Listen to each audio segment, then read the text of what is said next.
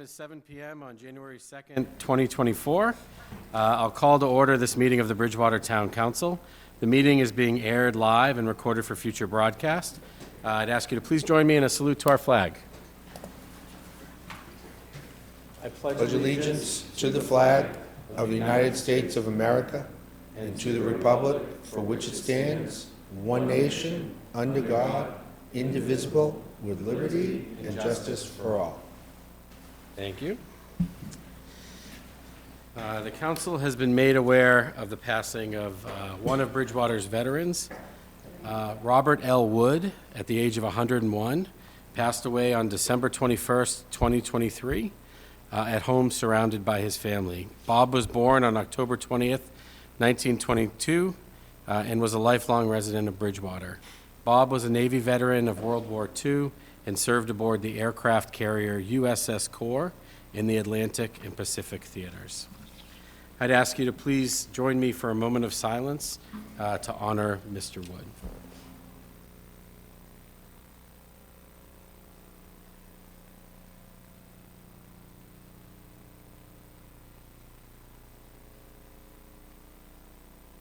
Thank you.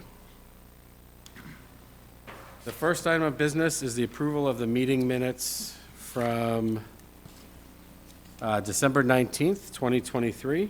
I'd entertain a motion for approval. Second. I will abstain, Mr. President. Thank you. We have a motion and a second. All those in favor say aye. Aye. All those opposed say nay. The motion passes. The next item on the agenda, announcements from the president. I have two announcements. The first is Happy New Year. Thank you all for coming. We're looking forward to an exciting 2024. The second is a little more tactical. The Town of Bridgewater Aggregation Plan is available for public review and comment until January 17th, 2024 at 4 p.m. If you're not familiar with this plan seeks to aggregate consumers in town to negotiate rates for power supply. Participation is voluntary, and additional details are available on the town website or by contacting the town manager. That is the end of announcements from the president. We'll move on to agenda item C, proclamations. We have no proclamations. Agenda item D, citizen open forum. I would invite any member of the public who would like to address the council, please come to the podium. We ask that you introduce yourself with your name and address and keep your remarks to 3 minutes. Would anybody care to speak? Seeing nobody, I will close public comment.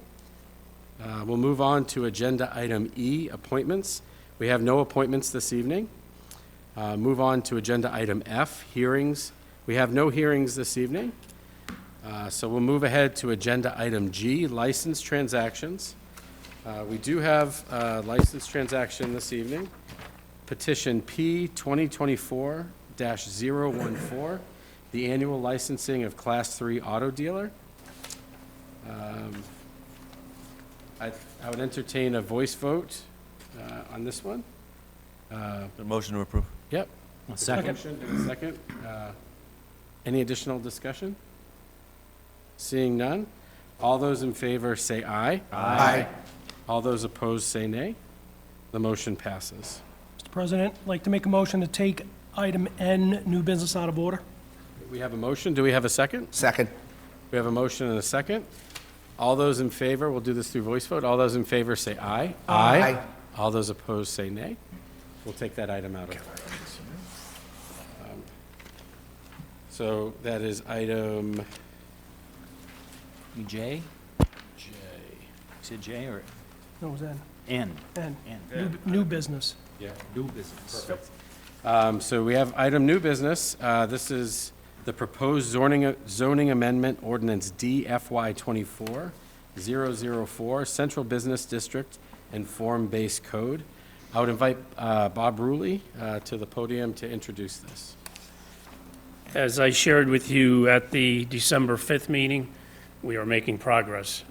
Because I want to keep you always up to date. Today is day 359 of my tenure in Bridgewater. Closing in on a year. I think we're going to make it. So we have a special meeting of the CED subcommittee and the planning board in 10 days. The planning board has seen the draft of the proposed ordinance and form-based code as all of you have. We're getting comments, there's additional edits we'll be making, and then looking for the feedback from the planning board and the CED, with the hope that we can come back on February 6th for approval. I will share that every week now, there are communities that are complying with the MBTA legislation. This is going to put us in good stead to be well ahead of the December 24 date. But certainly, welcome any feedback that any of you have with respect to what the form-based code looks like.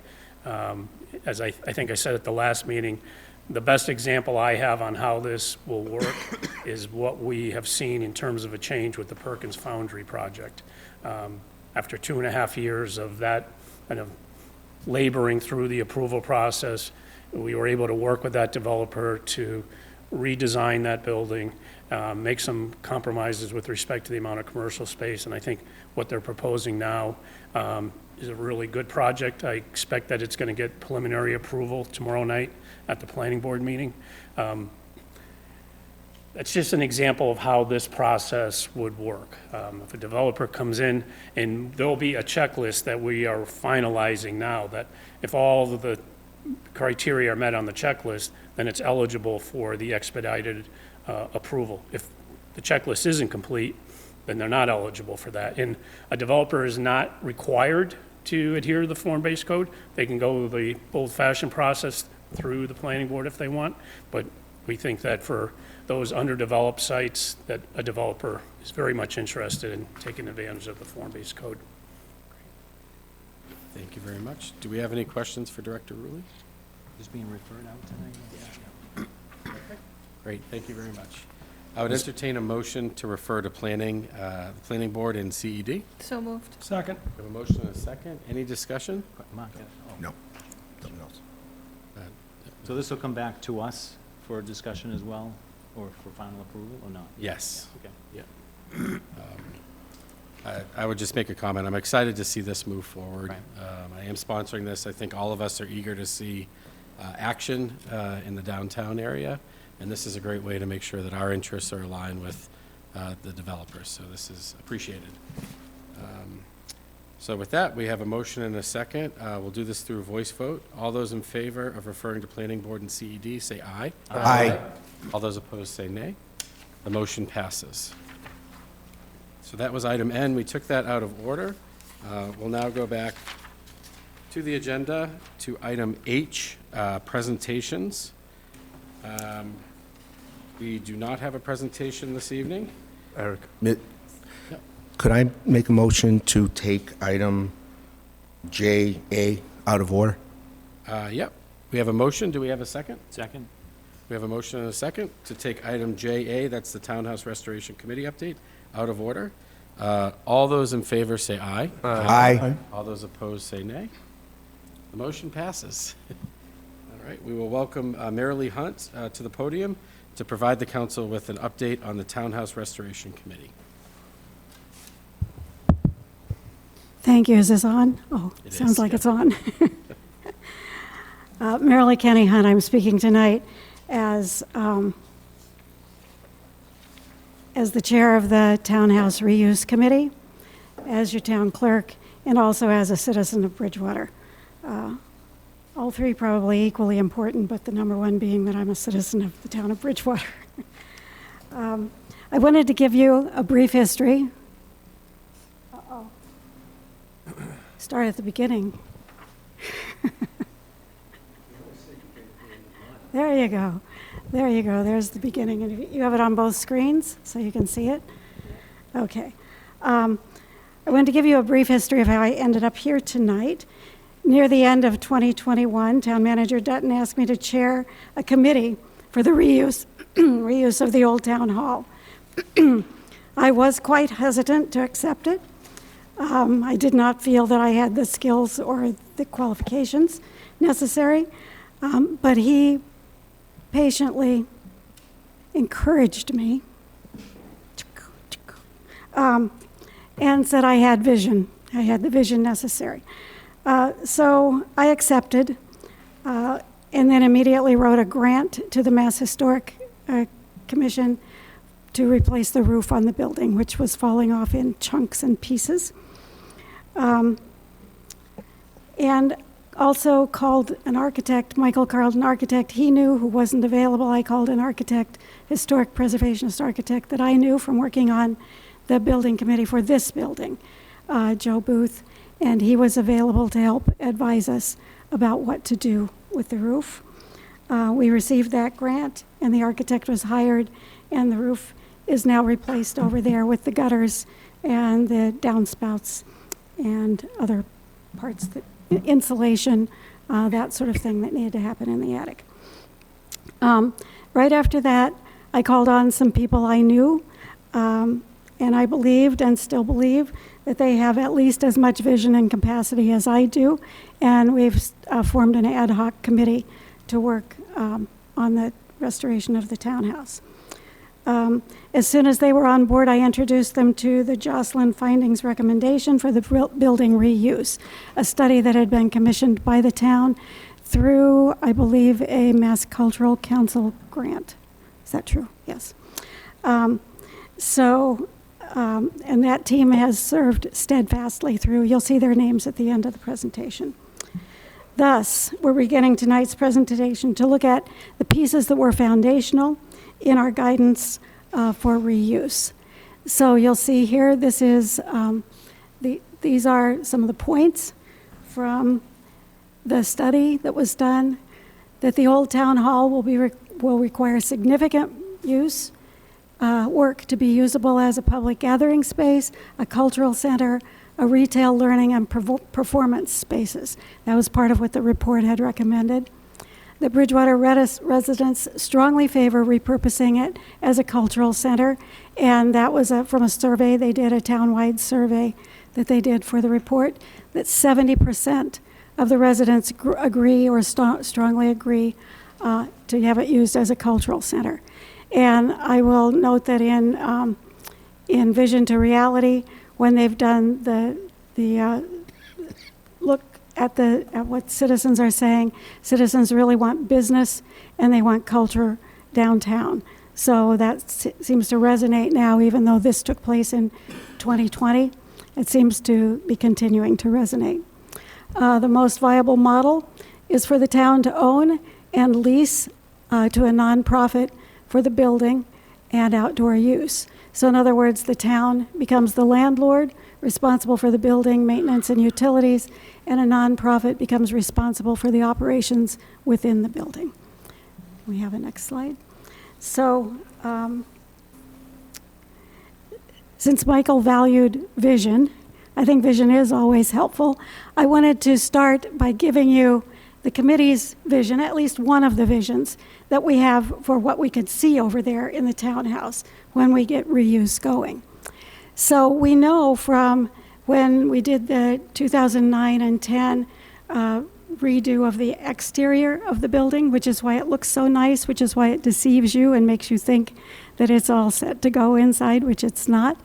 We learned back then from the Architectural Access Board that they were never going to permit us to use the front entrance as the real entrance to that building when it became occupied and made ready for reuse.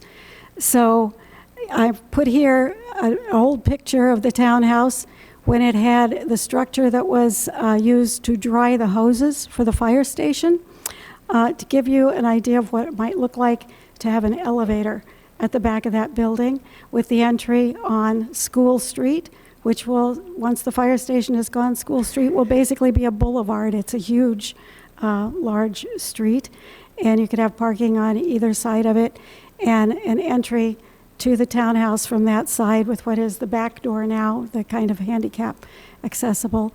And as we envision it, it could even have a glass elevator. It could be a glassed-in entry, and even a glass elevator. It could take people all the way to the second floor. I'd like to see it go all the way to the third floor where nobody would get off, but everybody could see a beautiful, beautiful visual of downtown Bridgewater, which is gorgeous when you see it from the roof of the townhouse. So, turn my page, and I think we go to, this is our vision for the interior on the second floor, the top floor. To retain the original high ceilings, I was just looking at this medallion and asking Carlton if the one over there is about the same size. It's maybe even a little larger or the same size as this one that needs to be restored. To restore the siding and the curved top pocket door that leads into the large room that used to be the town meeting room. It's a huge room that's been divided into 3 or 4 rooms right now. We would plan on opening all that back into one large space that could be used as as almost anything you want to do. We have no venue in Bridgewater to date, so this could be used as a large venue for weddings or receptions of any sort, but we would also look to put the same kind of mobile walls that you have in a hotel, so you can make smaller rooms off of it, and make the stage a little, there's a stage in there now, make the stage a little larger for performances and events, and even having roller tables and roller chairs so that you could arrange it and have an audience looking at a performance, or you could have smaller rooms with smaller events happening in them. So you could even have a movie theater and a theater and many other uses for that room. So then we go to the first floor. To ensure sufficient rooms for various activities. So this would perhaps even be keeping the same room sizes that are there now, depending on what an architect is going to tell us about whether those rooms are stable and whether that configuration should or could be kept. We talk about having things like crafting, photography, pottery, the sales of crafts that are made there, kids coming in and writing their own books after school, and a little publishing house to help them publish them and sell them or give them as presents to their parents and aunts and uncles. Music lessons, practicing various types of music, a meditation center with yoga, reflection center, other culturally appropriate activities, and keeping one small room there for the nonprofit that will be overseeing the use of the building and finding all these creative things to be in it. The fact that we had a cultural council grant to help us determine the reuse gives us best prospects for getting cultural council grant money to help restore and reuse the building. So next slide. And the basement. Remove the old heating system, the pressure tanks, and other currently stored but useless items down there. There's a ton of room down there. A lot of it, most of it, just needs to be thrown away. We need to ensure the mold removal. We need to make sure the walls and floors are sealed to ensure that they can be cleaned and stay clean and that dry. And that the building can become energy efficient with heating and cooling. Certainly if we're going to look for grants, making it a green building is going to be an important piece of the task. And when it's all done, if you can envision it, which is hard with looking at it now, but it has sufficient storage for numerous mechanical, landscaping, and other items, not just to store the music alley equipment that's there, but to store other things that may need storage for the town. Next slide. So then we'll move from vision now back to the report that started us down this path and kind of guides us. So the economic impact analysis showed that the old town hall as a cultural center can be an economic driver for the downtown. I've been curious why this hasn't been part of Vision to Reality, but I haven't heard anything mentioned about the townhouse with it. But certainly in this study, with $2,020, they were projecting it to be worth about $1 million a year in income. Maybe not all to the town, because it might be going to the nonprofit that's setting it up, but they're going to be renting from the town. Next slide. To quote from the study, the old town hall combined with an outdoor plaza behind the building or combined with a new joint venture in another building where the fire station is with a developer. Or the second part is more what our committee has looked at. A phased approach was suggested with the old townhouse as phase one, getting it all up and going, followed by perhaps a plaza and then a new building when the fire station is gone. Next one.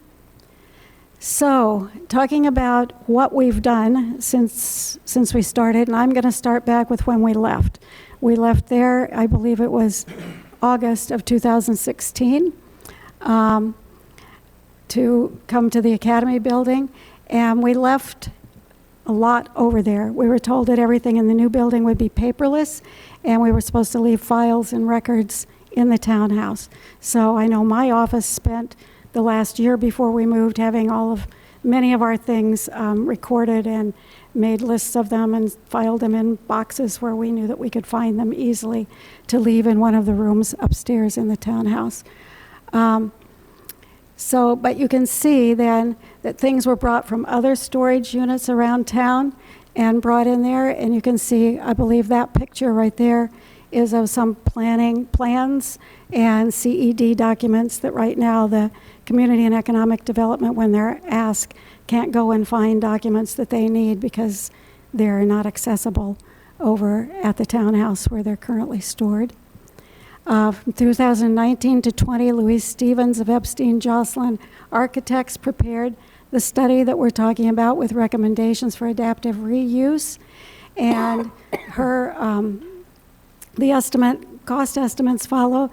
The preparation for reuse, again, these are in 2020 dollars, would be $450,000. An amphitheater, that would be the outside part, would be $607,500. That a new building on the fire station parcel would be $2 million. And did I say $4 million at the beginning, or did I say $400,000? $4 million at the beginning. And that the estimated total cost would be $6,682,500. 2020 dollars, so I have no idea what those are right now. So in July of 2019, the clerk's office sent an employee over there for 3 weeks to sort building plans. Building plans, the rolled up building plans. There were just hundreds of building plans there that were not marked or documented, or nobody knew what they were or where they belonged. So putting on a hazmat suit, because we were worried about mold and it was summertime, one of our employees went over there and spent 3 weeks sorting out the building plans. And oftentimes with building plans, there is one main plan that is signed. That's the one you need to keep. There are sometimes, I've signed them myself, sometimes 14 extra plans that are just around that go to different departments and all of that sort of thing. So she sorted out all the plans that were there at the time that she was there and put the ones that were signed in one pile and the rest of them for recycling or disposal. We don't know what the outcome of that was. The signed plans were tracked on the assistant town manager's computer, but now when we look at it, there are plans kind of scattered all over the townhouse, and we don't know whatever happened to that 3 weeks of work that was spent. In 2020, the Mass Cultural Council grant application was submitted and a grant awarded for the cultural use of the townhouse. That's the one that did the report. So I'm just kind of going more in chronological order, even though you've been there and back already. In October of 21, the Belfour report was done by the archivist at,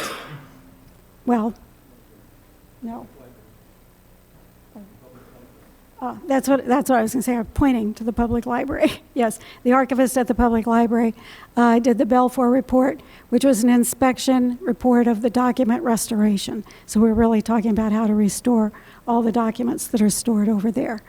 And then in December of that year, our ad hoc townhouse reuse committee was formed. In 2022, January, the public library archivist made her own report out of the other report showing Old Town Hall Records progress report. In March, An architect was contacted to support the Mass Historic Commission grant application for the roof. In June, the Mass Historic Commission awarded the townhouse roof grant. I'm going back over some of the things I said to you before, but it's just putting it in chronological order. In August, the historic architect was hired and the roof restoration began at an estimated cost of $277,497, and the town council was generously, was gratefully generous in helping supply the money that the grant did not supply. In October, the CPA funded a grant that helped match some of the money from the grant, and in December, the townhouse restoration contract was awarded. In March 223, the townhouse roof restoration began. In June, the damaged Parthenon frieze casts were sent out for restoration. I think you're aware of that. That was brought before you, and I was grateful for your support on that. And then we began interviewing town employees to try to identify where their documents were located, what they needed to do to get to them, what needed to be kept, and what could be disposed of. In mid-July, the roof and gutter in Piedmont and cornices and insulation were completed. In July, the second floor documents were moved in anticipation of shredding and recycling. In August, the town clerk met with each department to determine the location of their documents. We had long charts to decide where everything was and what needed to be legally kept and what could be disposed of, what could be disposed of by just recycling, and what could be needed to be disposed of by shredding because it might have confidential information in it. September, the Belfour Townhouse inventory was used to develop a triage sheet. This, I will explain. By this time, by August, we had a woman named Chelsea who worked at BSU as an archivist, and I discovered her when I took all of the town reports that we had digitized since 1847 to current, and we didn't have room, Bridgewater Town didn't have room to put them on our website. So I went over to ask the library if they could put them on the website so people could access those digitized records. They were thrilled to do that for us, which is great. And while I was there, I met Chelsea, who was new over at the BSU library and had done building cleanouts of the type that we're talking about before. She very enthusiastically offered to come help us clean out the townhouse. I was concerned about that, having a non-employee in there doing work with the stairs and all that sort of thing. The university generously offered to pay her for some hours every week to come help us clean out the townhouse, and we were very excited about that. So this is where we're starting to talk about getting permission from the town manager to start removing documents and removing things and getting things really cleaned out over there. That was in September. By October, the BSU archivist and the town clerk and others had consolidated several boxes on the second floor into 2 rooms. Those were the first ones that were going to be shredded or recycled. The town manager marked file cabinets and some documents for disposal, and Kilroy Brothers arrived one day and took out some file cabinets and many things on the first floor, opening up the foyer entrance, and I believe some of the things from the second floor. Well, I wasn't really informed about that, so I don't really know exactly what was taken at that time. In October, Chelsea sent another request to the town manager, a request for, quote, as many archival boxes as you purchased for this project, saying that she needed them as soon as possible because we wanted to put the documents that needed to be saved into the archival box to move them hopefully over to the memorial building so we could start to get things out of the townhouse so we could start to think about working on the townhouse. This is a picture of some of the storage areas or some of the areas at the townhouse. You can see the 2 with the with the orange arrows, those are community and economic development files that are over there that they can't approach or use. Some of the rest are some of the boxes that we had moved out, hopefully ready to shred. In the second from the right at the top, those are some of the, one more, yeah. Those are some of the planning documents, the rolls of plans and everything that we don't know. And some of those are also on top of the file cabinets in the one down below. So you can see that it's kind of a challenging area to be in. In November, we were hoping to get going on triaging and shredding and moving and storing. And the BSU archivist left before she could get started and moved to UMass Dartmouth. So she is no longer here. So those 3 or 4 months that she was available, we didn't get much of anything cleaned out at the townhouse. The things that Michael went over and marked and were taken by Kilroy Brothers. But other than that, we didn't get much cleaned out. So what we need immediately, and we would like your support in this, are archival boxes to store and save the documents so that we can move them out of the townhouse, even if they can't really be preserved as you want them to be preserved for the long range. Now we'd like to at least get started so we can start to work on the building and have somebody worry about the documents sometime later. But we do not want to destroy anything that legally is required to be kept. We need a shredder to destroy documents with Social Security numbers or other personal information. We need a bin or a dumpster. I have thought perhaps like the recycle dumpster that we use here at this office, the big green rollable dumpsters that we keep down in the copy room, so that we could put recycle items in that and have the university come and pick those up and take them away as they do for all the recycling in this building. So that's that, what we need immediately. And the critical needs to enable the building reuse are finishing the document triage, which I just mentioned, eliminating basement water infiltration. There's a picture of a wet spot that was on the floor one of the recent times that we were over there. Clear the basement and remove the former fire alarm equipment, the oil tanks, and the large safes. There are several large safes. I guess we don't, oh yes, in the first picture there is one of the safes. There are probably 6 to 8 of those safes throughout the townhouse. And then design and install a new heating, cooling system to preserve the building. The parallel steps to that are to prepare accessible entrance designs for the School Street entrance and to submit grants for upgrades. And to engage an architect just to find out what it is that we need over there. I mean, certainly neither I nor anyone on our committee has those kind of qualifications. So the critical need is to enable building reuse. There are bunches of potential funding sources. Not one of them is going to do the whole amount, but you can try to do some. The thing about funding sources and grants is you have to know when to write them. It takes you a while to write them. It takes them a while to process them, and they don't always come right away. So what do we need to do? How do we need to be prepared? If we get a grant, there's usually a time limit on how long you have to spend it. So you don't want to write for it too early before you can use it, but you also don't want to not be able to use it when you get it.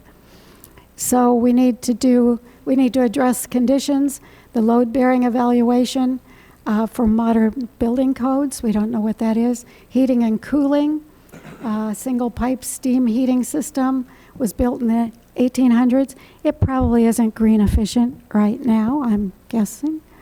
And there's no central alarm system or sprinklers in the building currently. So I did want you to know, lest anyone's thinking, let's just let the building sit and fall down and let's not do anything with it. Since the 1990s to now, the town has invested over $1 million in trying to keep that building going. So we should think of that too. We've made quite an investment there, and the community is looking for us to make more. So, what will the townhouse reuse? Will the townhouse reuse be a town council priority? That's what I'm asking you tonight. I would like you to make it a town council priority. I need someone other than our 5-person committee to prioritize it. And I thank you for your consideration. There are our committee members, with a special thanks to Carlton Hunt, who helped put the PowerPoint together. And then part of this was part presentation and part discussion. So I'd like to put up some discussion questions for you to have you let me know what you think. I'd like to hear from you. So you can pick and choose. When and how will the townhouse reuse be included in downtown revitalization? I haven't heard it mentioned at any of the Vision to Reality sessions. Will, and if so when will the townhouse's potential economic impact be considered in downtown revitalization? When will the townhouse be included in the town's capital improvement plan? There's nothing in the capital improvement plan for the townhouse. And your thoughts on grant opportunities. Which ones should we consider, and when is it reasonable to apply? And does the town council find the townhouse reuse a worthy cause? So those are things I'd like to hear back from you if I could. Great. Thank you for the presentation. So maybe before we answer those questions, I think there are some clarifying questions maybe from the council. Sure. I'd like to open it up if any of the councilors have. Absolutely. Councilor Gallagher? Thank you, Mr. President, and thank you for that presentation. I think there's no question that for the past several years, certain things have come through the council to support the efforts of cleaning it up, making the outside look good. I mean, we did that several years ago, and most recently the roof. Now, I know I've seen in the capital plan, and I'll ask the town manager a couple questions in a moment. I know in the capital plan, I don't know what year or what line it's in, there is some monies in there for digitization of the documents that are being stored in the town hall. I know I've seen that. I don't know where it is now in the so-called pecking order of when it's going to come to us for approval. But I do think that this council and prior councils has made the use of the town hall, the old town hall or townhouse, now it's being referred to, a priority when funding has come to us to do something with the restoration of it. It's an important piece of this town's history. It's an important asset to our town. And I do think the resolution that we voted on, sponsored by Councilor Perry, about the downtown revitalization may not specifically name that building, but it's part of the overall downtown revitalization efforts. Could you So- tell me in what way? In what way is Language. it part of it? In the language. In language, but not in action?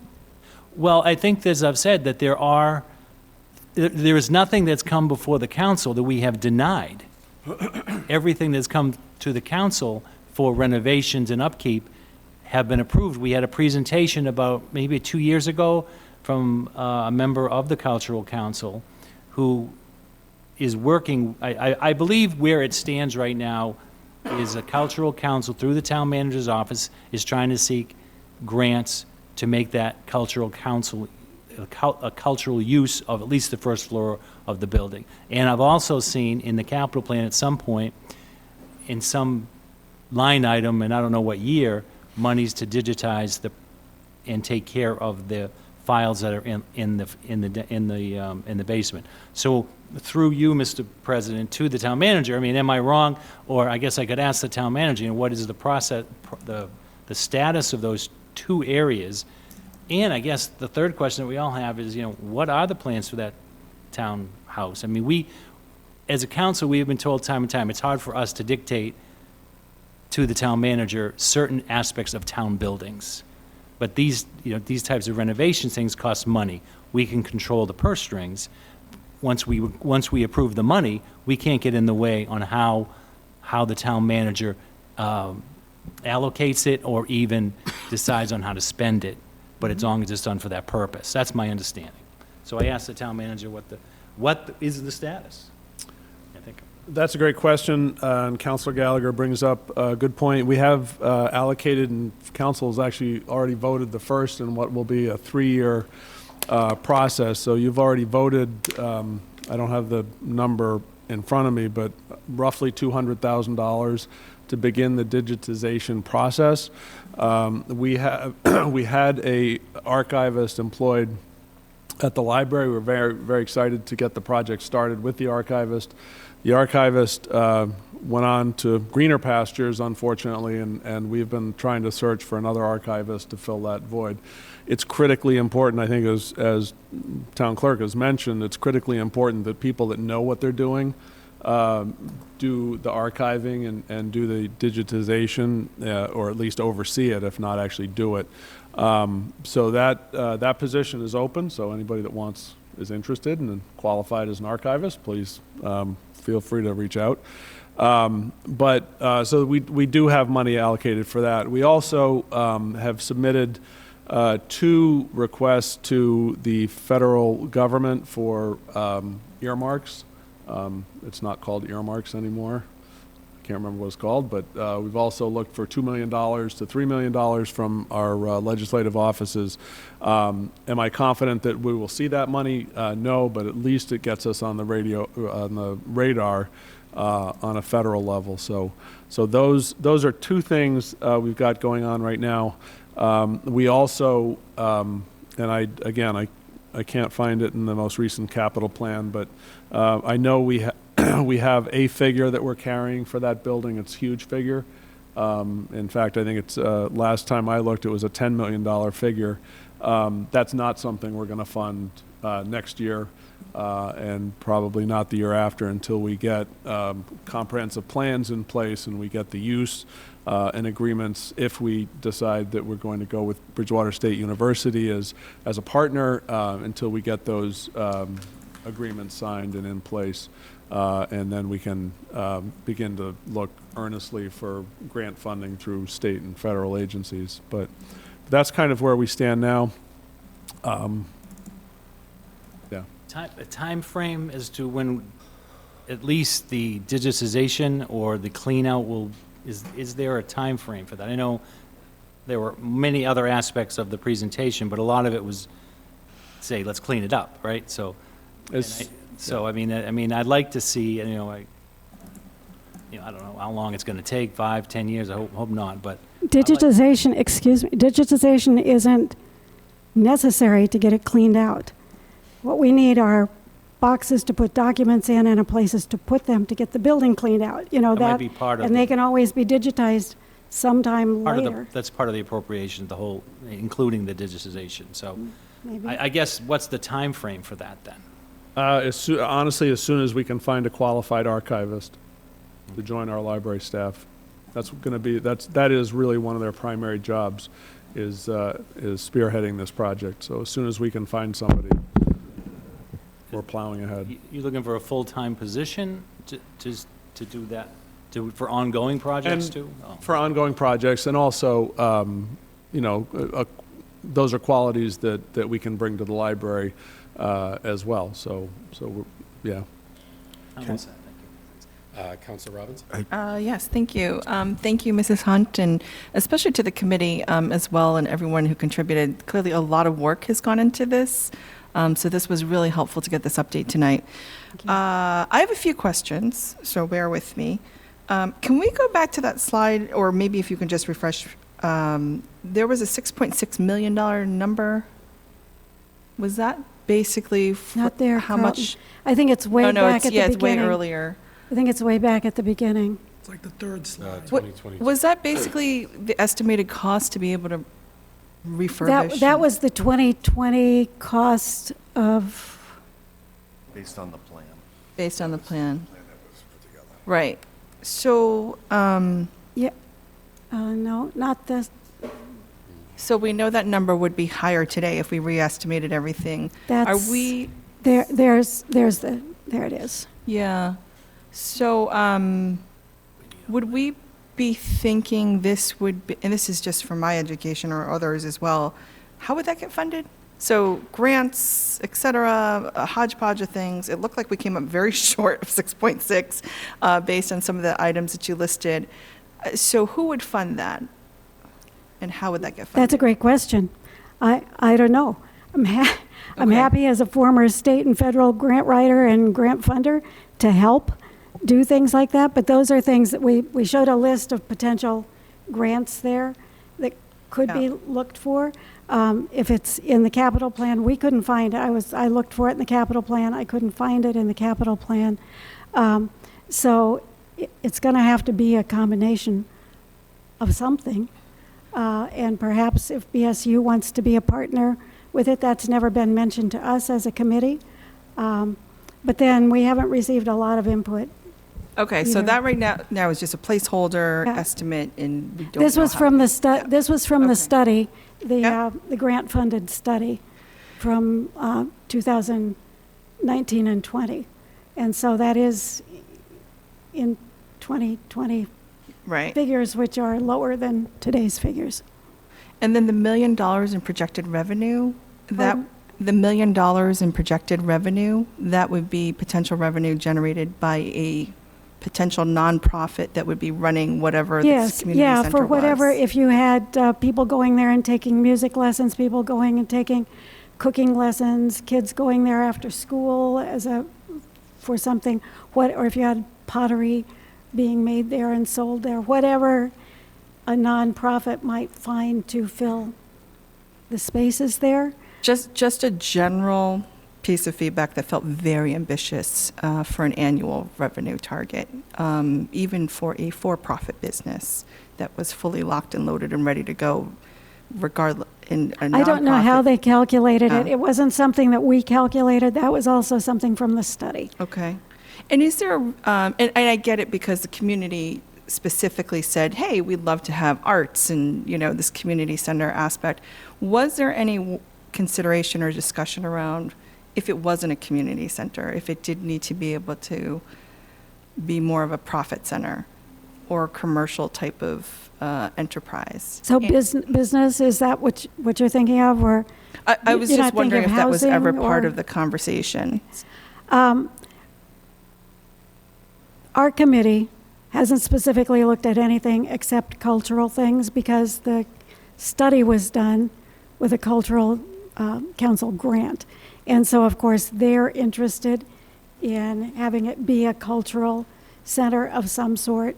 And they would probably be a good resource for more grant funds. I mean, they definitely are a good resource for more grant funds once they've funded the feasibility study. So that's kind of why it has tilted to that direction.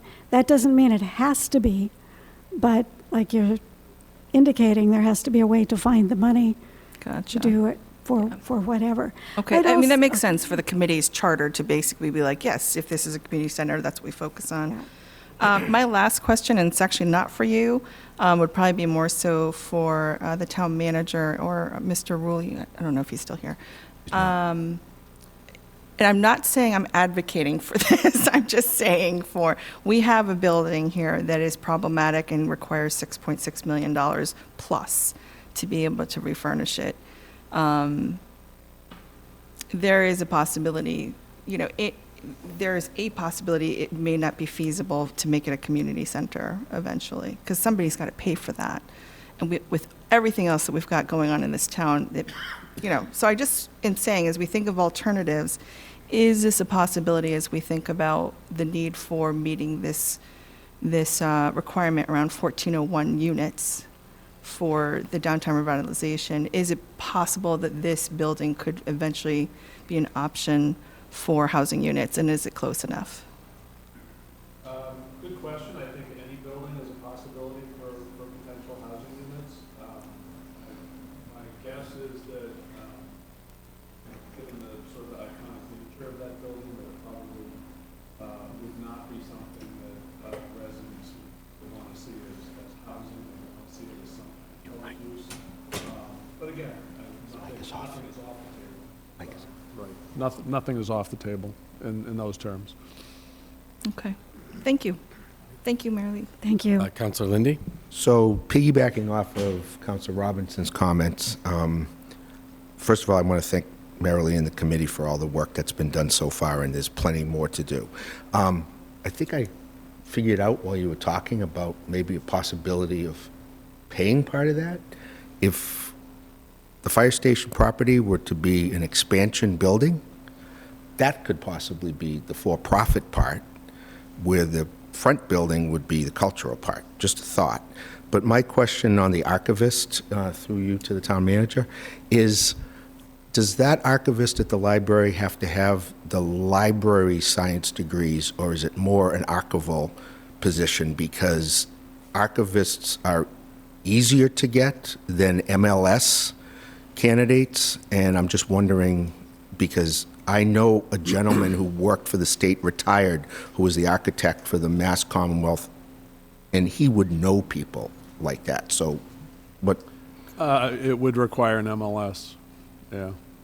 Okay, maybe he knows that If both, the- but As I say, we are open. We've had a few applicants, and none of them have worked out, but, yeah, it makes a lot of sense, because it sounds like a lot of this stuff seems to be predicated on that. And some of it's just a basic clean out to me and a move, but to where, I don't know where the space is. I mean, does the memorial building have space for storage? no, just to give you a sense of the process, and I may be getting it wrong slightly, but documents that are required to be kept in some form or another, whether that's digital form or paper form, regardless, all of it will be digitized. So and eventually everybody will have access to it. So if you're a resident, you should be able to have access to, within reason, certain property files. You figure out where your septic system is on your property. If at 2 in.the morning you're worried about, your septic overflowing and you want to know where it is on your property, you should be able to go and figure out where that is. So the documents, the vast majority of documents over there are things that are required to be kept. As I say, some of them can be kept either in a digital format or a paper format. We're going to do all of it, digitize all of it, so it's as accessible as we can possibly make it.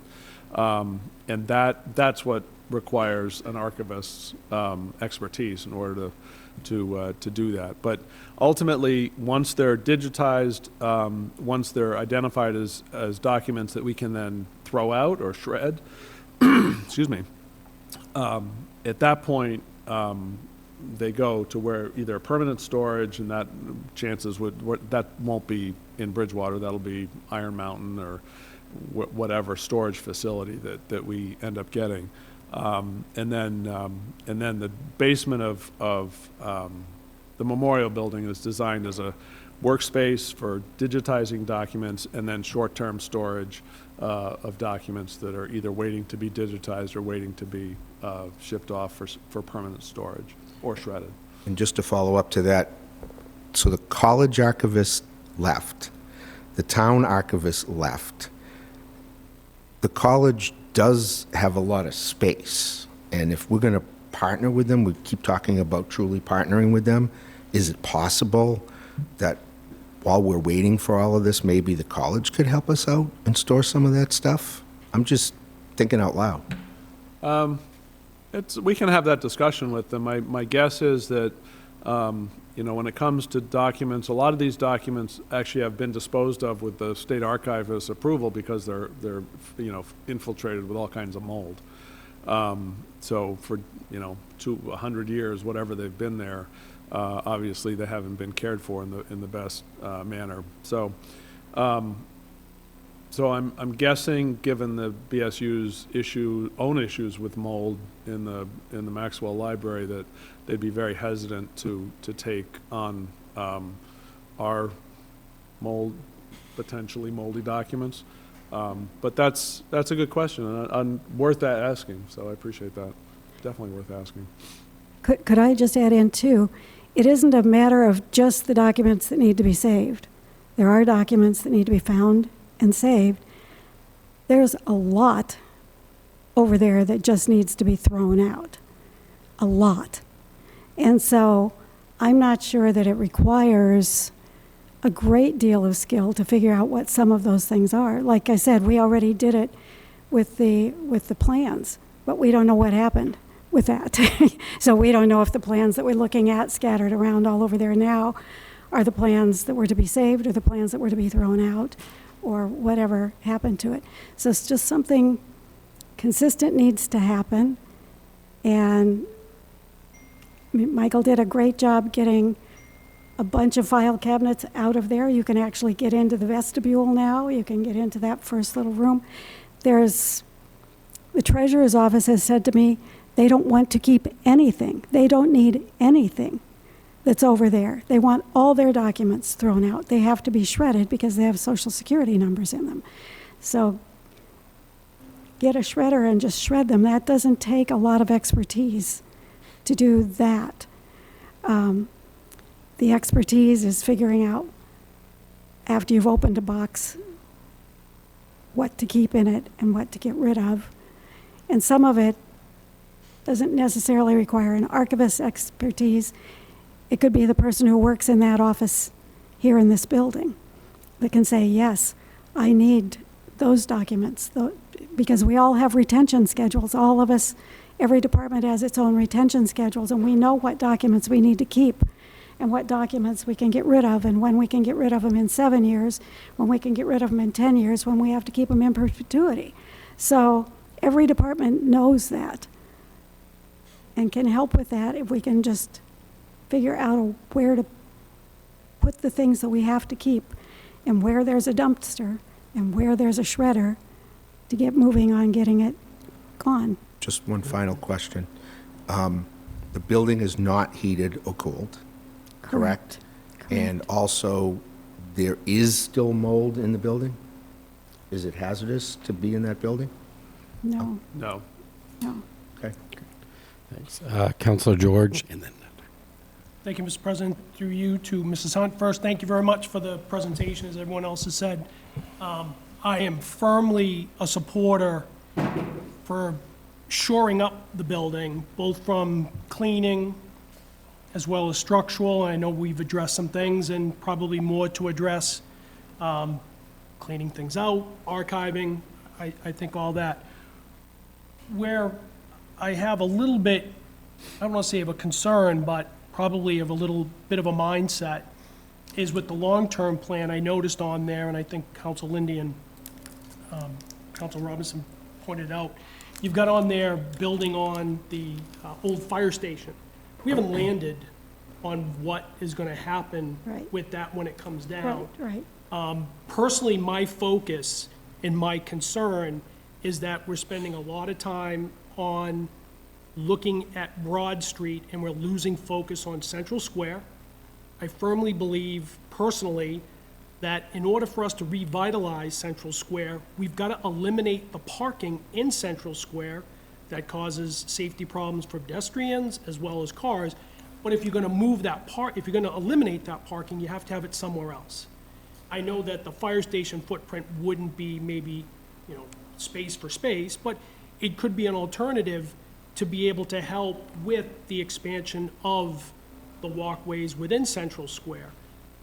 So even though I appreciate the long-term vision, I wouldn't be really in support of going down that path until we, as a town, figure out what we want to do in Central Square and how to get that accomplished. So it doesn't mean that we have to sit and wait to do things in the townhouse, but from a long-term perspective, I think we have to have a lot more conversations on what Central Square is going to look like, what we're going to do, and in order for us to do it, what it entails in regards to leveraging assets that we currently have, as well as assets that we may have to acquire. So that, I'm just giving that more as feedback as anything else.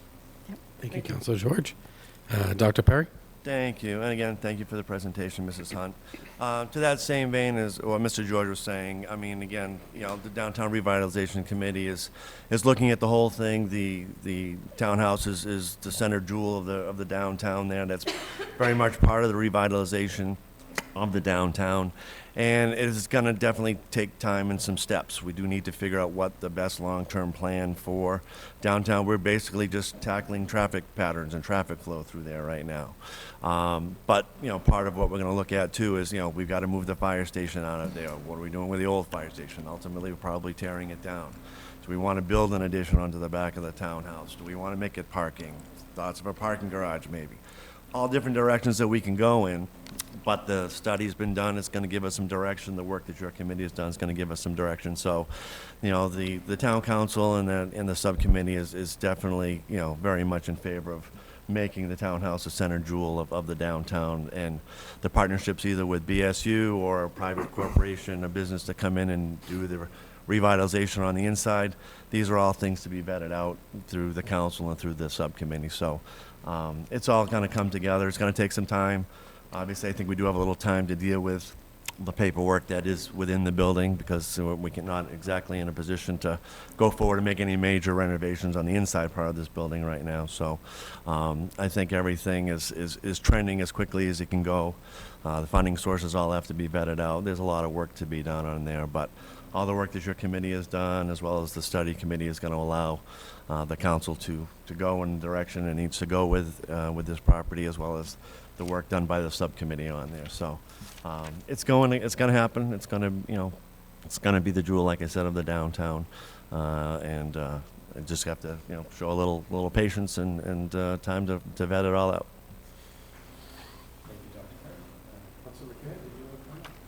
Councilor George basically said everything I wanted to say, but I do want to thank you for the presentation and the Culture Council. I'm for the building being used. I mean, we've already put over $1 million with the CPA into it, and it's a shame if the building doesn't get used at some point. I do have 2 questions on the building itself. It has been insulated recently, right? The No. building has been insulated? Just the roof Oh, has just been this, done?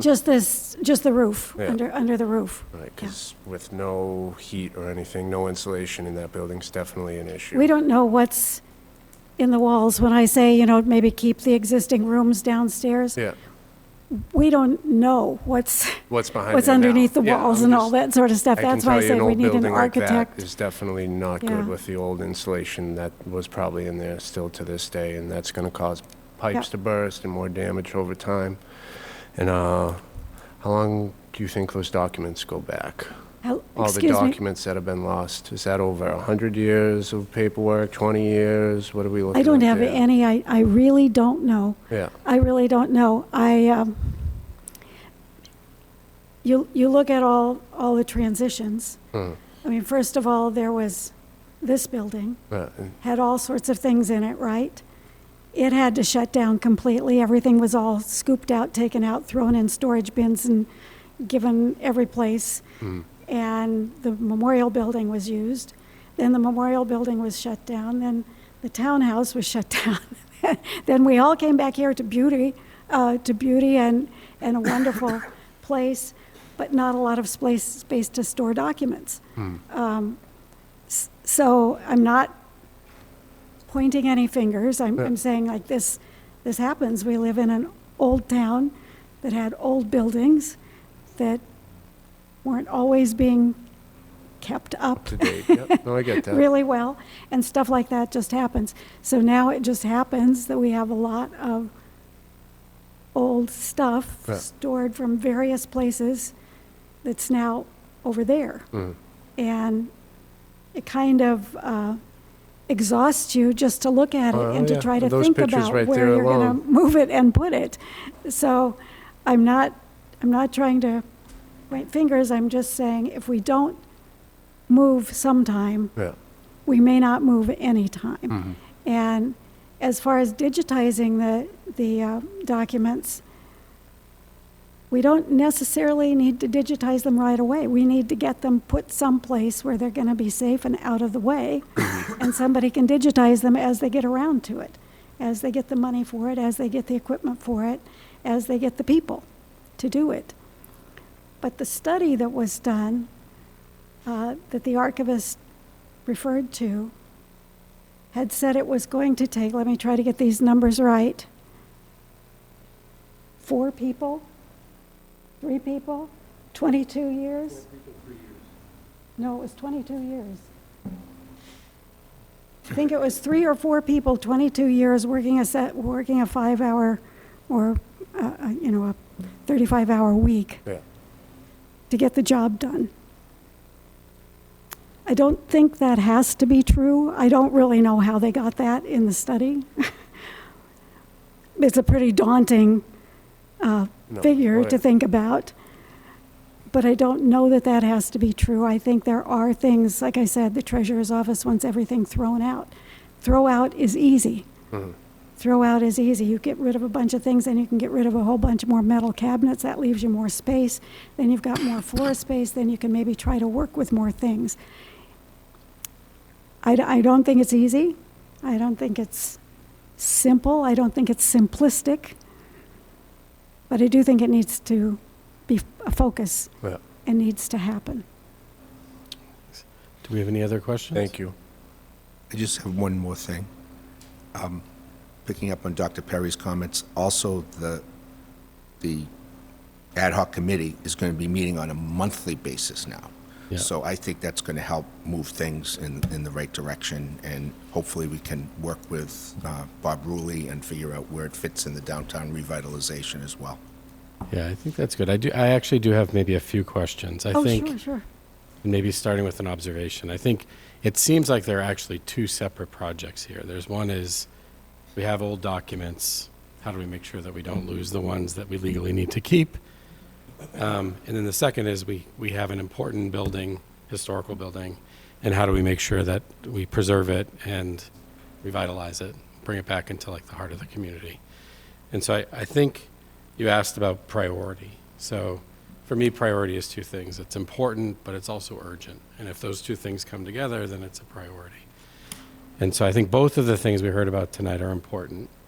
The urgency thing is the one that I'm actually wondering about. So I think I heard on the documents, and correct me, although it's not ideal and you might have to step over boxes to get to things, we're not entirely sure what's there.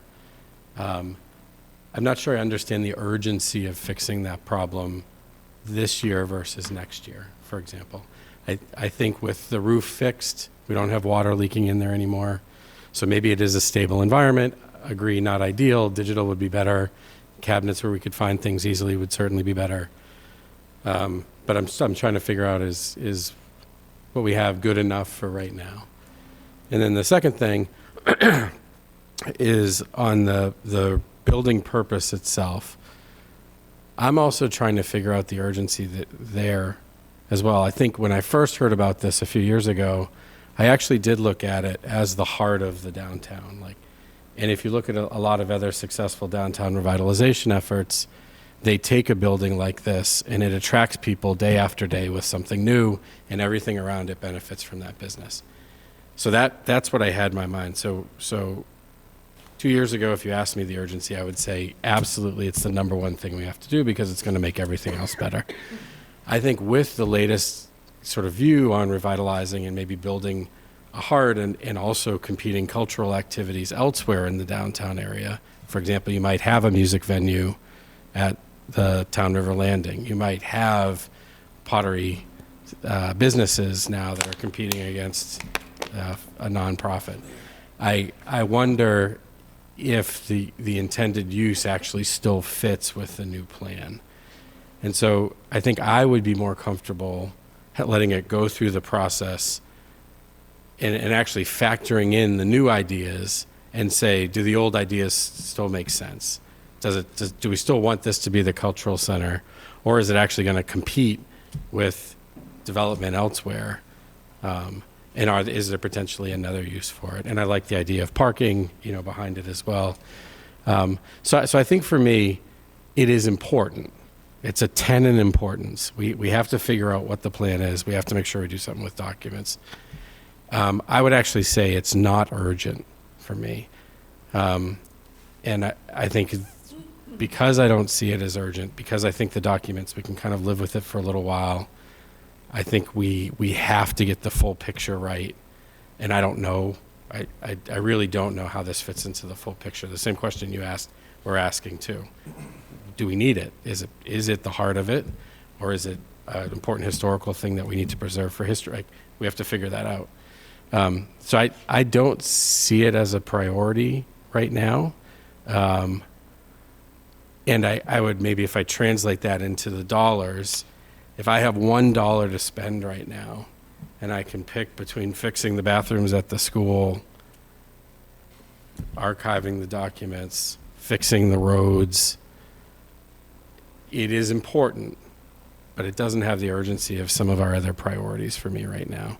And I think for me, that the whole idea of us having a strategy to make Bridgewater ready for the next generation is a little bit about picking what we're going to do and make sure we're picking the right things, but it's mostly about picking what we won't do and being comfortable saying it's important but not urgent and it needs to wait so that these other things that are more important can move through. So just my perspective, one of many, but that's with the assumption that the documents are okay and it's a stable state, and that, you know, the process that we're going through will eventually tell us. The documents are definitely not okay and not in a stable state.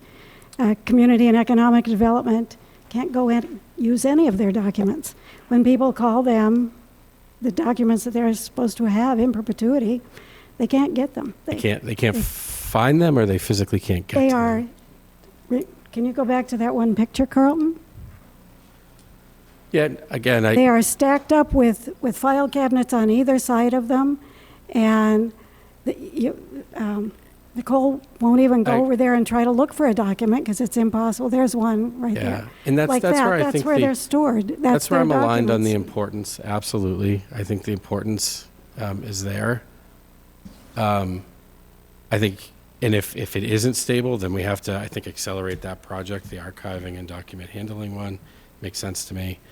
But I think we need to really pressure test. You know, is it inconvenient or is it unacceptable? And if it's unacceptable, then it's a priority. If it's inconvenient, we have a few other unacceptable things that need to stand in front of it. So that's where I'm at. But I do appreciate all the work that's gone into it. I do value the building. I think it's an important part of our history. I want to see it come back to life. I want to see it, you know, kind of be the heart and pride of what we do. I just have to make sure we balance that against some of the other things, you know, that might ultimately give us the revenue that we could pour into a $6 million building down the line. I'll just remind people, like when we did the exterior of the building, remember in 2009, 2010? It was such a joy to watch people who had been walking around town like this, were walking around town like this, beaming. They were beaming and they were excited.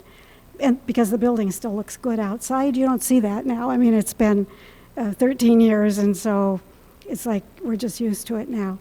But I think having something done for your town sometimes can lift a whole lot of feelings. And I know it's expensive. I know it is, and I know you have a lot of things you have to balance. So I do truly believe that. But I also think when people call and they need their building plans because they're planning on doing something else and their building plans aren't available or accessible anymore, and they can't move forward with whatever they want to do with their property because we don't have the documents that we should have. Yeah, that's a priority. Those are difficult things. We have a copy of the PowerPoint that we'll give to each one of you, a hard copy if you want. We'll pass it out before we leave. Okay, thank you very much. Thank you. Thank you. Appreciate the time. Any additional discussion from the council? Okay. Again, thank you very much for the discussion and the presentation. I think we could follow up maybe with adding to the town manager's report just a status on the document archiving part of that for next meeting, if we could. And then if there are other counselors would like to introduce other discussions there, feel free. Okay. That concludes item J, which we took out of order. I'll move back to item I, town manager's report. Parking issue at train station. All right, well, thank you, Mr. President. So, first item on my update is, as you say, the parking issues at the MBTA station, just adjacent to the BSU campus. As many residents, I think, know, and as some of the counselors know, because they experienced it, There was a bit of a parking crisis several weeks ago at the MBTA stop, and that seemed to cause quite a debacle. We reached out to BSU. Let me preface by saying we knew nothing about, we don't have any advanced knowledge of what Bridgewater State does with their parking. We don't have any advanced knowledge of what the MBTA does with their parking. It's nice when we get informed, and we appreciate that, but there's no requirement that we have an approval process or be notified of what they do there. That said, we did get notification that parking all of a sudden was almost impossible. I think some of us in this room actually missed trains, and we're quite aggravated about that because there was no parking down there. So we reached out to BSU, we reached out to MBTA, we reached out to Keolis, who operates the commuter rail line for the MBTA. Keolis had no information, and our MBTA contact in Boston did not have any additional information at all. BSU, however, did let us know that they had been discussing the possibility of leasing spaces in the MBTA lot for overflow student parking. And evidently, they had observed over a period of months a number of empty spaces in the MBTA lot and thought, okay, maybe we can lease some of these spaces from the MBTA to relieve some of the parking pressure on students, or at least the perceived parking pressure on students. So they struck an agreement to lease a little over 130 spaces. Those spaces would be planned out to be clearly marked, and the students would know exactly which spaces they could use, which of the spaces they couldn't. That program was slated to begin this month after winter break, so students could come back and they would be informed that there would be parking availability in that lot, presumably on a first-come, first-served basis for those specific parking spaces. Unfortunately, as they sometimes do, students caught wind of that agreement and thought that meant that there was carte blanche to park there anywhere, anytime, and hence they flooded that MBTA lot with their own cars, regardless of which spaces. And needless to say, that caused a bit of havoc. After the first few days of that miscommunication, BSU was writing tickets to students parked in the MBTA lot. They issued multiple notifications to students, and they did apologize through my office to the council for causing that bit of a debacle. I think things have calmed down a little bit. Obviously, students are not there right now and not in session. When they come back, I think BSU intends to very carefully enforce the parking for the I think it's 136 or 138 spaces, and they plan on stationing their own police department down there for the first few days back to make sure that that their students stay within the marked parking spaces. So all of that said, this issue does happen to coincide with an increase in ridership generally on the commuter rail lines throughout the eastern part of the state. We're not quite at where we were before pre-pandemic, but we're getting closer and closer to pre-pandemic ridership levels. So we will be, my office will be looking very carefully at the MBTA parking versus what now will be at least temporarily student parking, because I think will be if it comes to pass that there are not enough spaces for the MBTA commuters, will be quite forceful with both MBTA and BSU about eliminating student use of those parking spaces. Again, though, we don't really have, we have a bully pulpit. We don't necessarily have a formal ability to influence how either the MBTA or BSU uses their parking lots. So, but it is an issue. Obviously, it was a huge issue for those commuters who were missing trains and couldn't find parking spaces. But I know that we will keep track and BSU did extend their apologies because it was not something that was supposed to happen until later this month, so. But I'm happy to answer questions to the extent I know. Counselor McKinnon? You can go first. That's fine. Counselor George? Thank you, through you to the town manager. So, Mr. Dutton, we pay the MBTA to have a train station, correct? We do pay an assessment. Okay, so we pay an assessment, let's put it into terms, we're the lessee, the MBTA is the lessor. How is it that the MBTA can release parking spots that we pay for every year?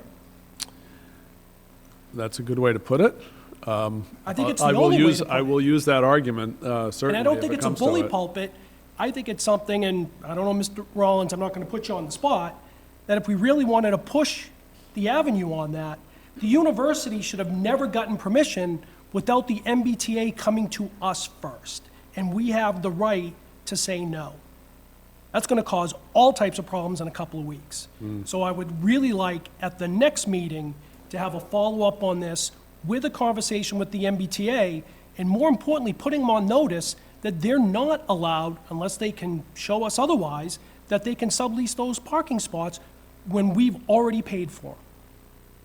Thank you. Thank you, Counselor George. Counselor McKinnon? It's a really good point right there by Mr. George. So if we move the Spring Street parking lot, what's the college going to do then?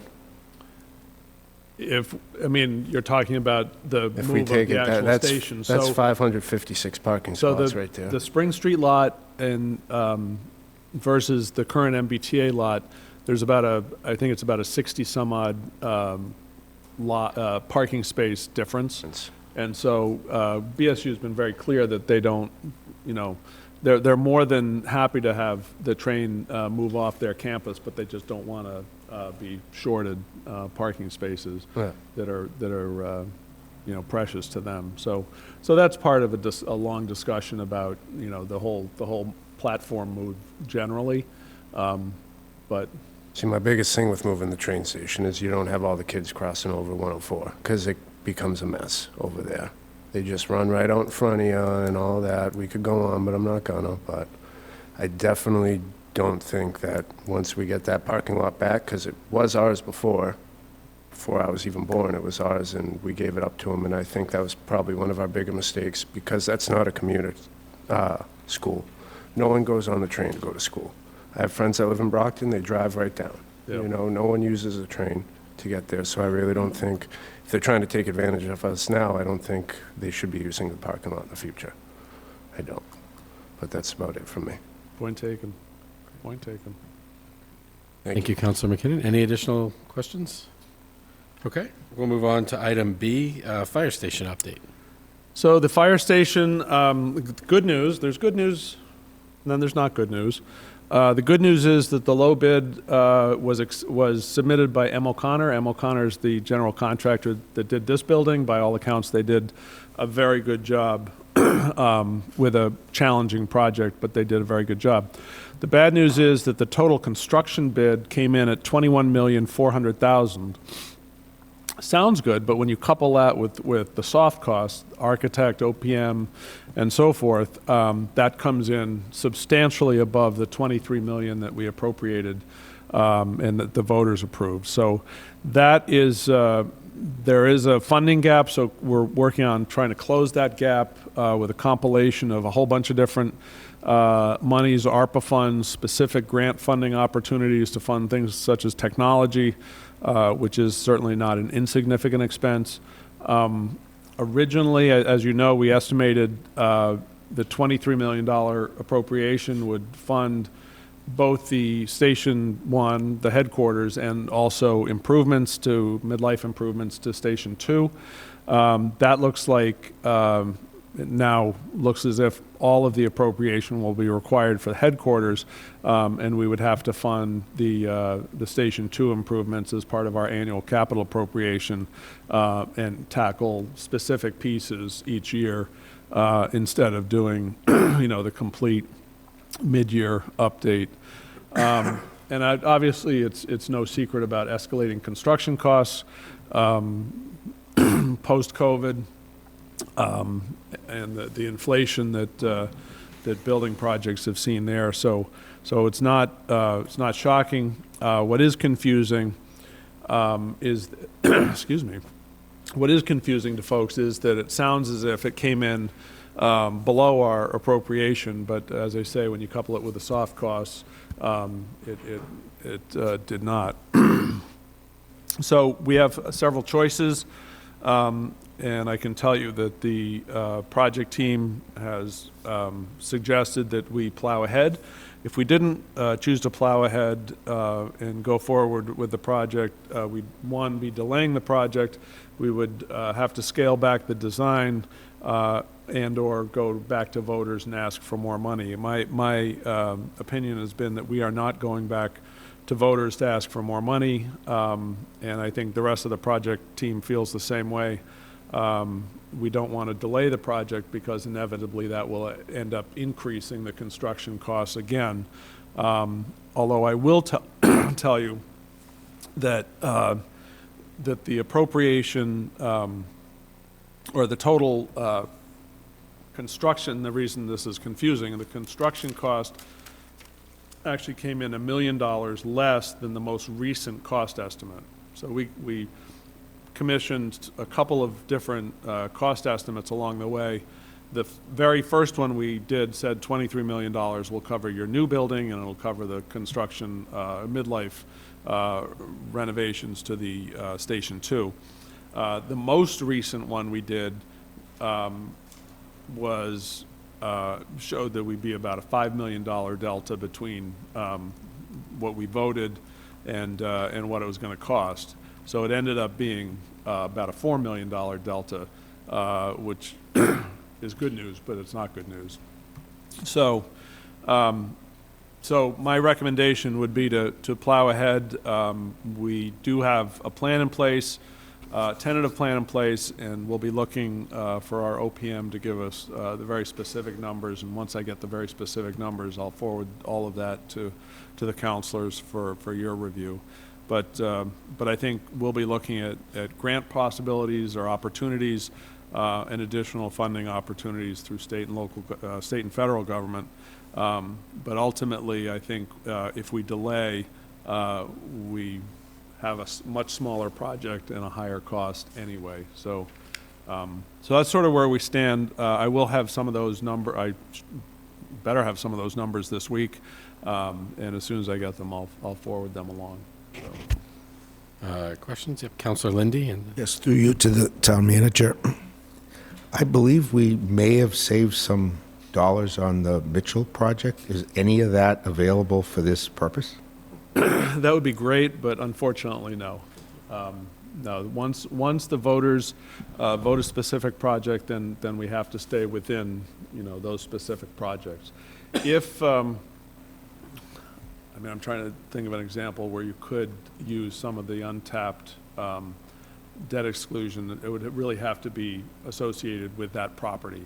If they decided they had to build something got forgotten in the plan and they had to build an outbuilding to store, equipment or something, that would arguably be okay. But once the project is voted, you really have to stick within that project. So we just saved money on that project. But We but didn't in spend. fairness,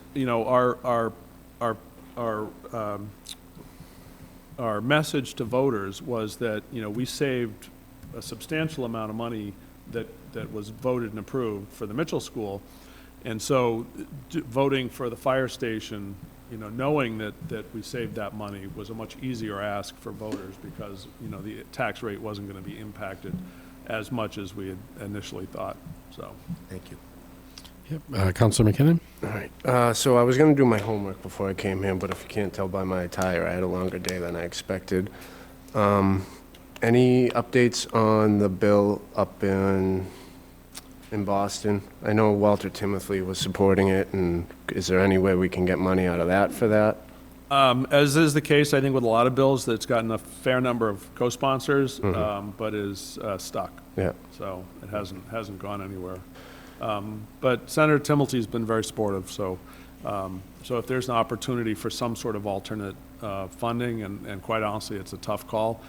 We've been told don't look to Beacon Hill for any kind Yeah, of funding outside the normal, grant cycles that are run through the administration. And so we've been kind of forewarned. But that's certainly not going to stop us from getting up there and turning over the leaves, so to speak. We definitely need to get this off the ground, though. When we vote for this, 2022 or 2021? Because it was in 2023. The vote was in 22, I think. I did do homework on a subject, but I couldn't even stop at my house. I had a whole list of other towns. I don't remember them all, but Norfolk, they voted for it in January. They broke ground in May. Or maybe it was even March. I don't remember. It was one of the two, but we really need to get going here.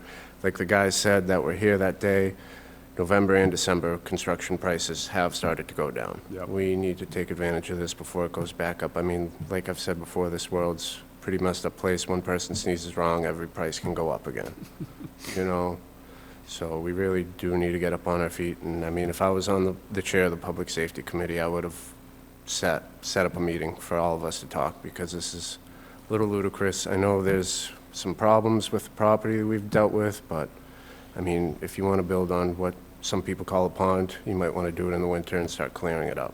It would be a lot easier, and we just need to break ground there. It's been too long already. This should have been a 3 to 4 year project, and we're almost 2 years in, and we haven't even broke ground, so. So that's, I tend to agree with you, and I think the project team also tends to agree with you. Let's just go for it and do it. I mean, I know we're over budget too, but you're pretty good with your budgeting, and we usually get 10 to 11 in free cash at the end of the year. You still can pay into pensions, but I really think we should take that money to cover the extra, so the citizens don't have to worry about any extra coming out of their bank. So I think the project team would agree with you. I don't think, free cash is essentially what funds everything else. Yeah. All of our capital, roads, Yeah. to some extent roads, and all of our other capital needs. So, but I think, I think we'll figure this out one way or another, not without a lot of work, and quick work. So we have. It'd be good as many grants as we can get, but I really do think we should dip into that to just get it done, get it settled, and we move on. I mean, the amount of times I say that road's been like that since I was in high school, I think we can wait another year so we can get a new fire station on that side of town, because it is needed. You get all these new apartments, access and all that, and then what if the fire department needs to go over, or the police department needs to go over to Nick and Angelo's? We're not equally spread out like we should be at all. True. I mean, I'm not the biggest fan of that piece of property, just because I know, God forbid, they need to get out at 4 or 5 o'clock. It's going to be a hellhole, but it needs to happen. This needs to get on the move. So we have another couple of weeks in order to either accept or reject the bid. So within the next couple of weeks, we will have our homework done. We'll get there one way or the other. No, I get that. It's just the bid date was in November, and we're in January now, so. That's all that's required. So there's certain required Oh, I know there's a timelines. process. So, It's yeah. just, Yeah. I did do bonding construction before, so I've done jobs like this, and like I said, this shouldn't be more than a 4-year project, and we're already 2 years in. But We'll that's get it for there. me on the fire station. Thank you. All right, I think we have 2 other questions. Dr. Perry first. Again, just to ask, are we potentially looking at the way things are going to potentially start clearing maybe in early spring? Just to kind of give people an idea when we might see some action there locally. Yes, I think once we execute a contract, then the contractor would be in, but before, well, nothing is frozen at this point, but would want to get in there and grub and do the tree removals that are necessary prior to leaves coming out. Yep. Absolutely. Thank you. And Councilor Murphy? Yeah, through you to the town manager, Mr. Dutton, is there an expiration date for those bids? So there is. So they're good for 60 days. So we've got about another 3 weeks, something like that. And would we have to find that funding source before we accept those bids? That's what you employ me to do. So I have to find the funding source prior to me being able to sign a contract. Absolutely. And if we reject the bids, what would be the next step? If we reject the bids, as a practical matter, we'd go back to the architect. We'd ask the architect to reduce the scope of the project, whatever that might mean. And we'd commission another cost estimate to make sure that we're not going back out to bid only to get, comparable bids for a reduced facility. And then, presuming the cost estimates came in, then we'd rebid the project and we'd go through that whole process again, with no guarantee that it would come in any less than it already has. And just my last question, if you could you quickly summarize what the delay was from the town vote to why we haven't broken ground? There were a number of things. We had issues associated with the property that we had to clear up, and those took an awful long time. No fault of ours, but those took quite a bit of time. And I think the COVID certainly, I'm not going to blame everything on COVID, because we kept going, and we kept going pretty well. But I think COVID played some role in some of that delay. But mostly it was clarifying and resolving the property issues that we had to address. Thank you. Thanks. And then just last question for me. I just want to make sure I understand it. So I think you said the construction cost actually came in lower than our last estimate, but the reason we're over is that the soft costs came in higher? Am I understanding that correctly? Well, when you do a public construction project, you go to voters, obviously, and you're asking voters for an amount of money. So you want to make sure that what you're asking voters for is something that is justified by a cost estimate. So the cost estimate we did way back, 2019, 2020, showed a total cost for all of both projects, basically, total cost of $23 million. Fast forward to a couple of months ago, we commissioned another cost estimate just to see where we were. That cost estimate said in total, we were about $5 million under the amount of money that we were going to need. So when we got the bid in, it calculated out, for both projects, it calculated out to be about $4 million short of what we needed. So I think the miscommunication or the misinterpretation of a lot of people, understandably, was like, oh, it came in under budget. Well, it didn't come in under budget. It came in under our last estimate. It came in about $4 million over budget. So that, if that explains it. It does. Thank you. Any additional questions? Just one more Yep, quick Councilor McKinnon. What fire station is 2? Is that Pratttown or is that the center? When we're Sorry? talking Fire Station 2, when you're talking about 1 and 2. What's Fire the other one we're going to put money into is what I'm Pratttown. asking. Pratttown? All Yeah, right. Pratttown needs some paving work. It needs HVAC back, work. yeah. It's, midlife stuff. All right. Thank you. Okay, great, thanks. All right, we'll move on to item C. Quick update on the sale of 330 Bedford Street. Very quick. I have no additional information on that one. So generally, just so councilors know and the public knows, we don't usually get any kind of advanced knowledge about potential property sale. This particular, I don't think it was 330, so. 333, I think it is. It's on the other side of the road. Yeah, 333 The or old 331. auto body place. Yeah. To Fangshan.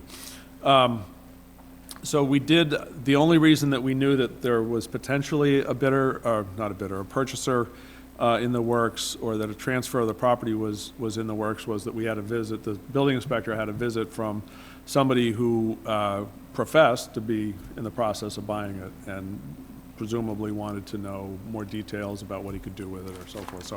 So I don't have any additional information. I don't believe, according to our assessors, they don't have any notification that it had changed hands. That's the only notification we actually get, is after a project changes hands. But we haven't gotten any informal notification or formal as yet on that one. Okay, thanks. Do we have any questions on that one? Okay, appreciate the clarification. And apologies to 330 Bedford Street. Moving on to item D, Stiles and Hart Park update. We're about to go out to bid.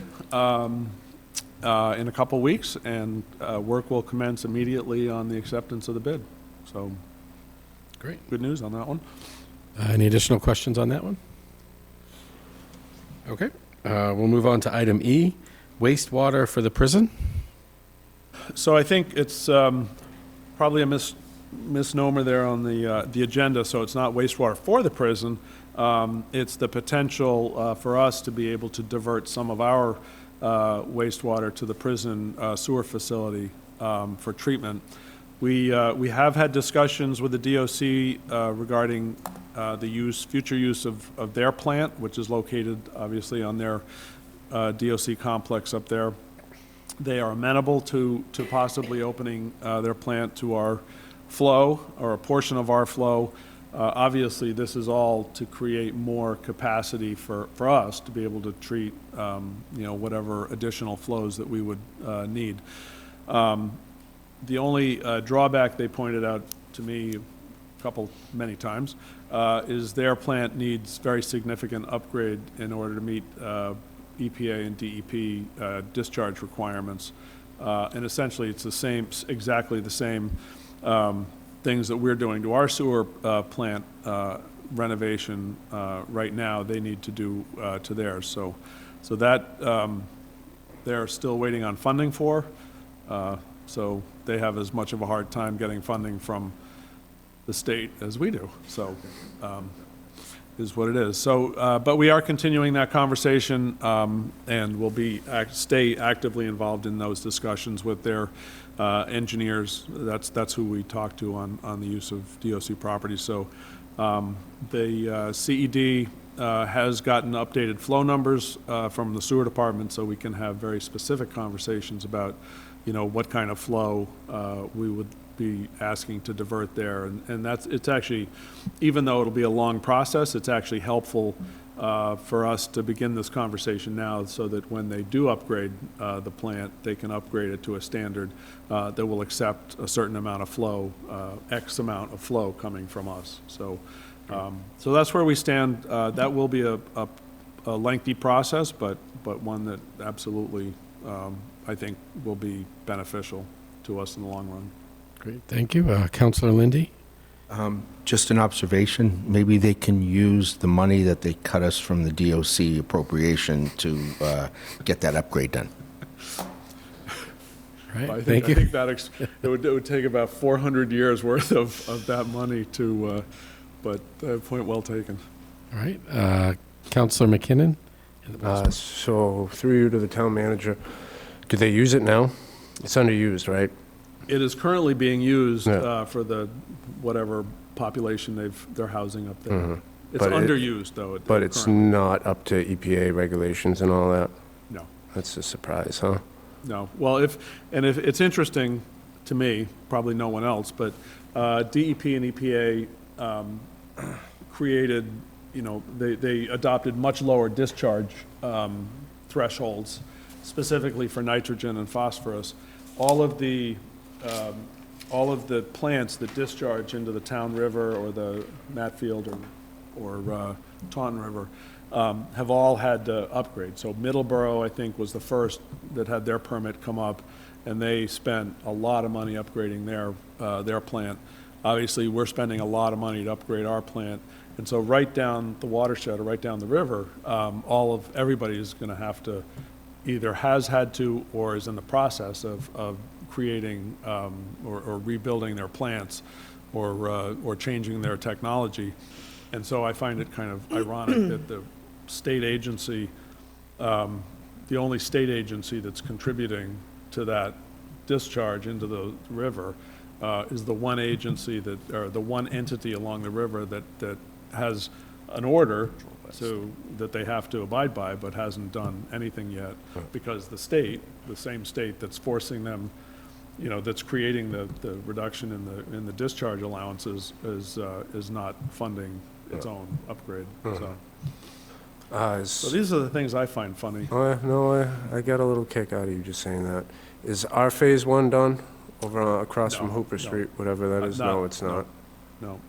We've got another No, number this, of months this, to like you go. just said, this would be very beneficial for the town, especially if we're gonna do all this stuff uptown. I know we wanna act like our infrastructure's great, but we're pretty tapped out here. And, Yeah, no, we need more sewer capacity, we need obviously more water. I mean, Middleborough themselves, they're putting millions of dollars right now into their water too, like we need to look into on Vernon Street, like we've talked to a few times. Yeah, So, yeah. that's it for me, but thank you. Thanks, Councilor McKinnon. Dr. Perry? Yeah, yes, thank you. Again, as just mentioned, they're not, expanding the prison down there, they're downsizing. So, are we going to basically need legislative help from our representation of this area with the state to potentially get something to happen in regards to that? Because without it, I don't see anything going to be changing with their sewer system based on the size and capacity that they're doing with the prison right now. So I think ultimately, we certainly will need, help from our legislative delegation. I think the one thing that we find, and this sort of bears out, I think, is that, if we do a lot of work at the staff level with the state, we socialize an idea with this at the staff level. We have discussions about, what we're looking for, how we can help them, quite honestly. They need the flow. They need additional flow in order to maintain a viable plant. So they understand that. So if there's a way for our needs to be met by diverting some wastewater to their plant and their needs being met by accepting that flow, then on a staff level, if we can get some agreement there, that's helpful to them. And quite frankly, it's for the DOC, and we haven't had this specific discussion, but it's a benefit to create a, there's some cash flow created, right? There's some revenue created for the DOC by allowing people to tie in, and however that works, whether it's, whether the town bills the customer and then the town pays the DOC, or that's all for future discussions, but there is a benefit to the DOC to do this as well, and they have to upgrade the plant. So having those discussions on the staff level and then taking that to the legislative delegation saying, look, we've worked with the administration, we've worked with the DOC, and we've come up with this plan that's going to help us accomplish what we want to accomplish on a downtown revitalization sense, and it also helps the DOC accomplish what they need to accomplish just on a pure wastewater treatment side. It makes it much easier for the legislative delegation to buy in and convince their peers that this is a good thing, and then go forward if there are votes required or whatever, or funding required. It's something that then everybody can agree to, and easier. It's an easier sell. But we would need someone to sponsor that, to get the ball rolling on that first and foremost. Eventually, yep. I think it's probably premature at this point, to dive into the deep end on that, but I think once we come up with the bones of an idea or the bones of an agreement with the DOC, then absolutely. So that's step one. Yep, yep. Thank you. And Councilor Robinson? Thank you, through you to Town Manager. Thank you for the update. Bear with me, I think I might have a question in here.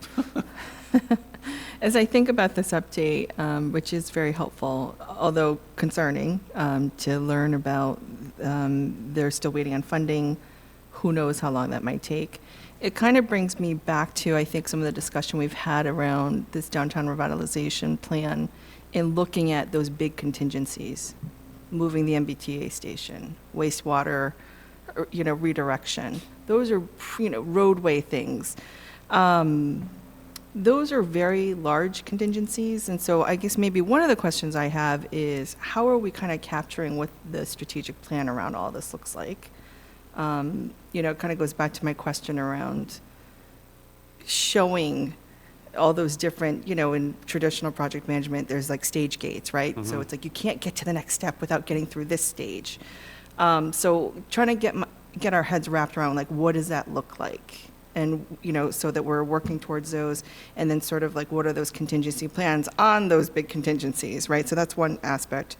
And then I think the other thing too is, what is the plan for when we truly really get stuck? I mean, if we're looking at something where that's going to take them 5 to 7 years, I have no idea. You know what I mean? So it's like, how long does it take to get the funding, and then like how long will it take to actually upgrade so that we could do a redirection? Do we lose interested developers at that point? Is it something that we can't even approach developers, knowing that we've got these large contingencies? So like I said, I apologize. I'm like, there's a couple questions in there, but, I think it is a matter of trying to, I'm still struggling. I'm going to be very candid. I'm still struggling with kind of understanding, we've had all this excitement. We're still very much committed and excited. But at the same time, I also am kind of struggling, like, what's that concrete plan look like? And then the other piece is sort of understanding what are the steps that we take around some of these contingencies if we're really hitting walls. And what I might suggest is maybe what we could do is put that on the agenda for the next meeting, and maybe have Mr. Rulli come in and maybe share that with us. What are the contingencies he's tracking? What are the timelines around those? What are the fallback plans if we don't get them? I think that would be great to know. Would you be comfortable with putting it on the next agenda to get an answer? Yeah, I think that'd be great. Okay. Because, as we think about one of the things that we have said here in this forum and that we've said publicly as well is like, oh, we're not paying for all of this, developers will. Well, we need to make sure that we've cleared as many hurdles as possible for it to be as attractive as possible, right? Because it will be very costly to invest in this town. So hence why it's like, I want to make sure that we've got all those pieces buttoned up. Yeah, great Thank point. you. Yep, great question. Thanks. Any additional questions on wastewater to the prison? All right, seeing none, we can move on to F, recreational marijuana sales update. That one is also fairly easy to answer. Obviously, several people have asked what the financial impact has been to the town and what the revenues have been for the tax on recreational sales. The simple answer is it's too early to know. The more detailed answer is that since the approval in Bridgewater, the one existing firm interested in recreational sales has been waiting for approval from the Cannabis Commission. So they were hoping, my last conversation with them, they were hoping to be on the Cannabis Commission agenda in December, and they told me they didn't make the December meeting, so they were hoping for the January meeting. Presuming that they're approved by the Cannabis Commission, then it would be about a month to 2 months for them to start up. So they haven't even started up yet, and they're just waiting. They've done some prep work, but not, I don't think, a lot of prep work pending their approval. So there's zero income at this point. Once they get up and going, presumably within the next couple of months, then we'll get a better gauge of long-term what that's going to be. Great. Thank you. Do we have any questions for the town manager? Not on that. Not on that, okay. So that'll close out the town manager's report. Do we have additional questions for the town manager? My item Agenda items? My item did not make it on here that I asked about last meeting. I wanted an update for what's going on with the veterans. Oh, yes. Apologies for So that. if we could do that for next We meeting. will. Thanks. Mr. President. Also, for the next meeting, I see that we approved a business on Water Street. Can we get an update on the tire situation on Yes. Water Street? Thank you. Thanks. And Councilor Murphy? I have a request for the next agenda item, and this may be getting ahead of things a little bit, but there's a migrant housing crisis in Massachusetts right now, and I'm sure we've all seen it on the news. I was just wondering if you could, the town manager could give an update on how that's impacted Bridgewater, if it has at all, and then any potential conversations or plans that we've had as a town or to plan for a situation like that. Thank you. All right, so we have an update on, yep, I just want to request an update on Winter Street, the extension there between 18 and Conant. I know we talked about doing that. I know it needs a drainage. I've been talking to a few people online. They're at the point where they'll give up their land if they just get a dry front yard. You know, I'd like to know how many different properties, though, that street goes through, because I know it's more than one.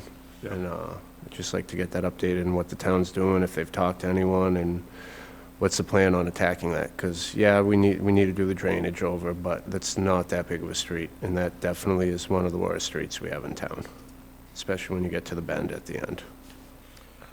That's it for me. Thank you. Great, thanks. Any additional items for the town manager for next week? Okay. That concludes item J. We already took item I. That concludes item I. We took J out of order. Brings us to K, committee reports. Do we have anyone who'd like to offer a committee report? All right, I see none. We'll move on to item L, legislation for action. We have 3 items this evening. Item A is Order O FY 24019.